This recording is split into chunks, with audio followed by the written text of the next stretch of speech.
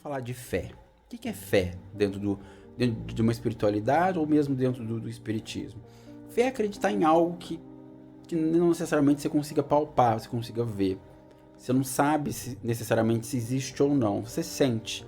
Sente com a alma, sente com o coração, sente com uma espécie de intuição. Uma coisa meio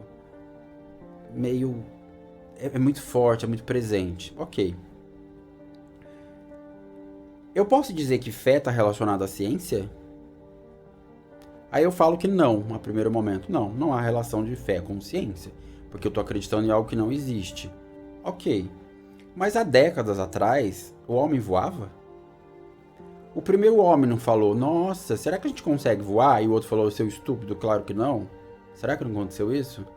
Será que os primeiros que pensaram foram tratados como loucos? Como malucos? O elemento fé, ele é um elemento que nos ajuda ou não? Então, eu falo que fé não está relacionada à ciência, mas a algum momento a fé virou ciência. E aí quando ela virou concreta e palpável e medida, ela é ciência e ela é tão certa quanto o ar que eu respiro. Ela está aqui conosco. Mas então por que eu não posso falar que o espírito obsessor não exista?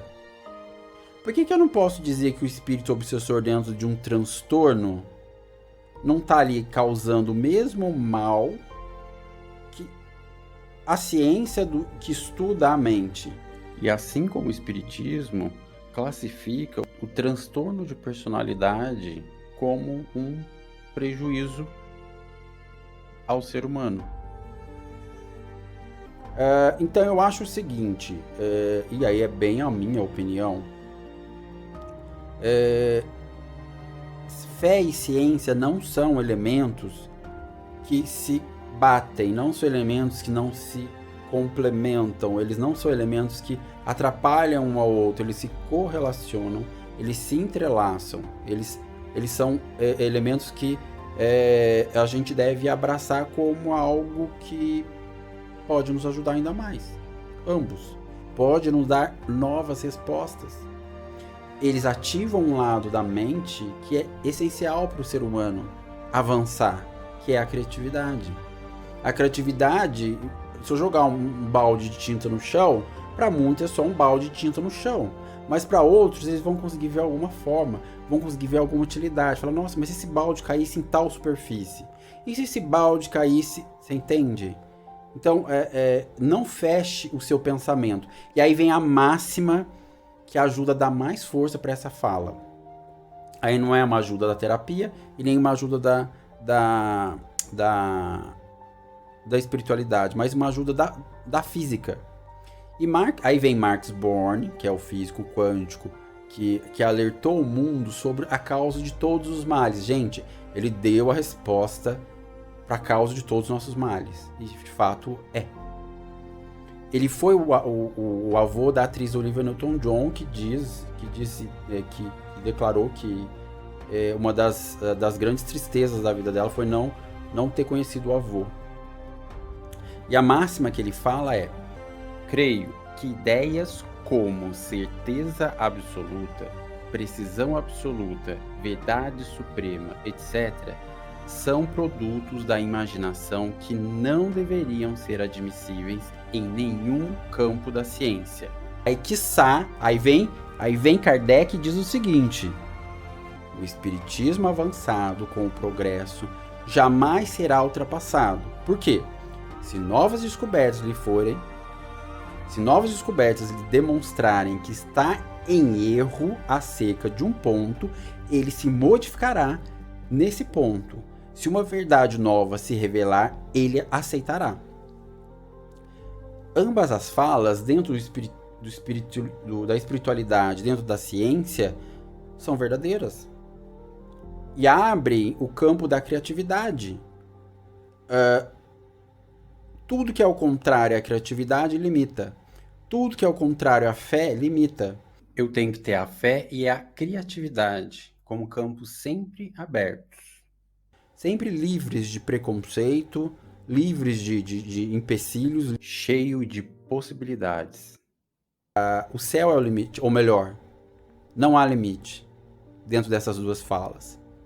Então o ser humano não deve se limitar. Essa é a grande lição de ambos as falas, da ciência e da espiritualidade. E aí, gente, eu apresento o grande presente divino, o presente que Deus nos deu. Deus nos deu, quando a gente nasce um livro em branco, um caderno em branco. E com a chave. Qual é a chave? A chave do nosso potencial. Ali Deus nos dá energia cósmica, ser superior a nós, alienígena, quem você quiser. Aí não importa. É quem nos fez. Quem nos fez assim. Como? Com uma série de habilidades cognitivas. Então você nasce aquele caderno em branco com habilidades cognitivas. Você vai começar a escrever a sua história. Mas como são essas habilidades cognitivas? São semelhantes a um painel. É um painel de televisão ou de mixer ou do que você quiser. Cheio de botões e alavancas. É isso. O nosso potencial é inúmero. Quase ilimitado. Porque não é só o botão. É um botão dentro de um espectro que você vai calculando. Então, existem milhares de combinações. Então, dentro do universo da criatividade, por exemplo, eu tenho milhares de possibilidades de criatividade. Milhares. E eu aciono o botão com o raciocínio, com a memória. É tudo tudo junto e misturado.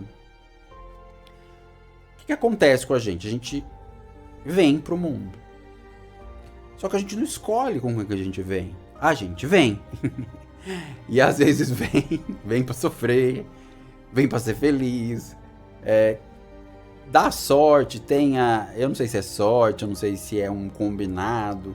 Cada um aí entra a espiritualidade pra dizer. A gente vem num ambiente que às vezes não é favorável. Às vezes é muito um ambiente de guerra ou sem guerra. Com ataques psicológicos, com ataques físicos, abusivos e aí vai. E lembrando que o abusivo psicológico às vezes é mais danoso do que o abusivo físico. Porque o abusivo físico, por mais danos que ele leve ao longo da vida, ele cessa. E você consegue uma certa segurança. O psicológico vai te acompanhando e vem. Você vai, aonde você for, ele vai com você. E o que acontece com a gente nesse meio tempo? Vamos pensar o seguinte. Se eu nasci num ambiente de pessoas com perfis narcisistas, perfeccionistas, que praticam uma série de controle mental, do tipo, se não fizer o que eu quero, para de falar com a pessoa. Se não fizer o que eu quero, priva de algo. Se não fizer o que eu quero, coloca de castigo. Se não fizer o que eu quero, bate, etc, etc, etc. Então o que você faz? Como criança, para se defender, você usa o seu raciocínio lógico e começa a perceber que naquele ambiente o meu botão da criatividade não pode ser acionado. Porque se eu acionar o poder da criatividade, eu vou ter um quarto bagunçado, eu vou ter um quarto mudado, eu não vou seguir regras. Não seguir regras é a qualidade de quem é criativo. Você percebe? Então você vai afogando, você vai pegando um botão pelo outro. E aí você vai se tornando uma pessoa mais rígida, mais racional, às vezes perfeccionista, e aí você às vezes ou você tem uma tendência a ser como eles, e vai ser como eles, ou você tem uma tendência de, pra se proteger, parecer como eles. E aí você se perde na identidade do outro, e não consegue ser você. É isso que acontece com a maioria das pessoas que sofrem abusos dentro de lares que não são ideais. E aí vão pensar 95% da população, vai um pouquinho mais talvez, não sei. A maioria tem, a maioria dos pais tem suas questões que passam para seus filhos, que passam para seus netos e assim vai. Fica um ciclo de congelamento de habilidade, vamos dizer assim. Mas agora se eu pensar também, agora se eu for criativo demais, bagunçado demais, desleixado demais, não ter organização, ser criativo demais dentro dessa perspectiva, será que é. Eu não vou falar, bom, gente, não existe melhor, não existe pior, não existe certo, não existe errado. Essas pessoas não estão erradas. Tão poucos estão certas. Existe adequado e inadequado. O que você quer? Você quer ter saúde mental? Vamos pensar na saúde mental dentro de um espectro. Aqui é a saúde mental. Aqui é a doença ou o que a gente chamaria de não saúde mental. Dentro desses quadros, dentro dessas famílias, dentro desse contexto, a tendência é você vir para cá, para a doença. Porque quando eu congelo cognições, ou friso, que a gente chama de esquema ou fixação, você fica fixado. Você fica fixado no raciocínio, você não consegue ser criativo porque nada favoreceu, enfim. Os extremos são ruins e as fixações são ruins.